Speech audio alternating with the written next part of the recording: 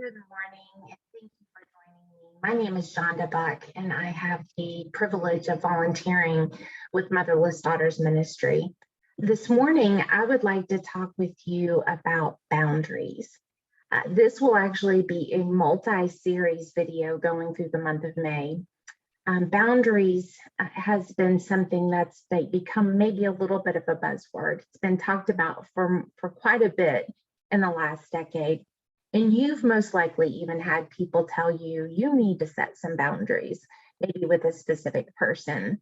And most likely you've probably agreed and said, yes, in fact, I do need to set boundaries. However, my guess is that maybe the person who has so freely offered you the advice hasn't necessarily shared with you on how to set those appropriate boundaries. So I ask you this, do you know how to set boundaries? Are you comfortable in setting boundaries? Do you maintain those boundaries? Does this sound like you? I have a difficult time separating my feelings from those of others. And what I mean by this is perhaps I try to take responsibility for others' feelings. Maybe I have a tendency to want to jump in and help or fix, because after all, I'm a coach and this is what I do. And I think we're wired to a degree to try to fix situations, particularly when it comes to those people who we are closest to, our family, our children, our friends. Or how about this? In order to keep peace in a relationship, I tend to go along with things that maybe I really don't want to do. Sure, there's compromise. And then there's another scenario where I'm maybe continuously doing things that I really don't have any desire whatsoever to do. Now, these may sound like small things. However, we know that these small things can eventually build up in a relationship and may lead to resentment or hurt feelings. We may resent that other person for in our words, maybe not making us a priority or not putting us first. When in reality, perhaps we've helped create that environment by having this boundaryless life, if you will. If you have not read the book Boundaries by Dr. Henry Cloud and John Townsend, I highly encourage you to pick this book up. They've written a plethora of books specifically on boundaries for dating, boundaries in relationships, boundaries in marriage, even boundaries for leaders. I guess you can say they're somewhat of the masterminds of boundary setting. April 25th, we'll begin discussing the 10 laws of boundaries. However, to get us started, what I would like to share first are some of the myths of boundary setting, and I'll share with you 3 of them. Myth 1, if I set boundaries, I am being selfish. Cloud and Townsend say that it is absolutely true that we are to be loving people, concerned for the welfare of others. In fact, John 13:35 tells us that all people will know that you are my disciples if you have love for one another. You may think that by setting boundaries, this prevents you from helping someone or caring for someone.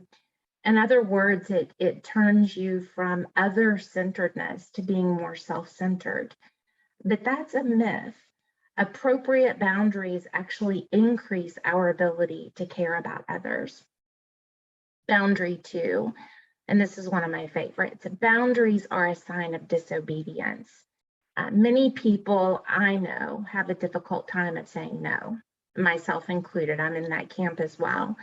I have a desire to want to take on more, to do more, to help others more, even to volunteer more, when all the while I may run short on time, or I'm not practicing self-care, I'm not doing things that maybe I should be doing. However, a way to create a healthy boundary is to be able to say no and do it from a place of love, not from a place of guilt or self-sabotage. And the last myth, myth 3, if I set boundaries, I will hurt others. This is also a really great myth. This ties back into our ability to be able to say no. Cloud and Townsend say that if you set boundaries, you fear that your limits will injure someone you genuinely like to see happy and fulfilled. An example may be a friend or a relative who is experiencing some financial difficulty. And while you may have the money, you had intended to use that money to perhaps pay down a credit card or make some maintenance repairs on a vehicle, something else that you had already had that money planned for.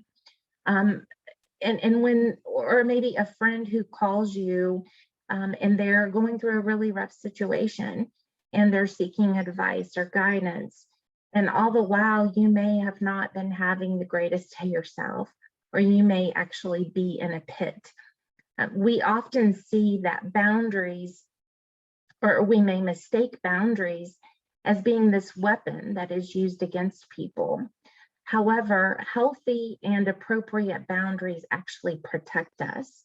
And they protect us financially, they protect us physically, they protect us emotionally. I love this excerpt from the book that I've been referencing. It says, remember that God had no problem telling Paul that he would not take away his thorn.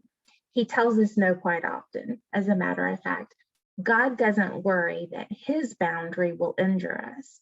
He knows that we are to take responsibility for our own lives, and sometimes the no helps us do exactly that. Boundaries require a lot of work, and it may be an endless journey.